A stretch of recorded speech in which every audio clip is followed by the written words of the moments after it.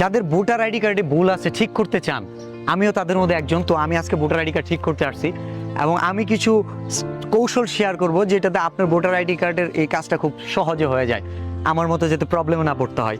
আমি কি করেছিলাম, অনলাইনে অ্যাপ্লিকেশন করেছিলাম, আমার ভোটার আইডি কার্ডের গ্রামের নামটা ভুল ছিল। তো এটা যখন ঠিক করতে যাই, বর্তমান ঠিকানাতে চেঞ্জ হয়েছে, বাট স্থায়ী ঠিকানা যা আছে তাই। তো আপনার ভোটার আইডি কার্ডে যে ভুল থাকে, আপনার কী করতে হবে? প্রথমে কিছু কাগজপাতি আপনার রেডি করতে হবে।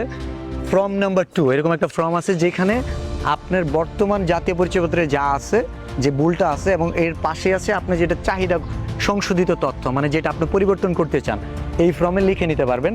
এখানে আপনার নাম, ভোটার আইডি কার্ডের নাম্বার, তারপরে যেটা আসে আপনার এর পাশাপাশি যেটা লাগবে, আপনার যে ভোটার আইডি কার্ড আছে এটার ফটোকপি, মানে এনআইডির ফটোকপি লাগতেছে। আর কি লাগতেছে? আপনার বাবা অথবা মায়ের ভোটার আইডি কার্ডের ফটোকপি লাগতেছে।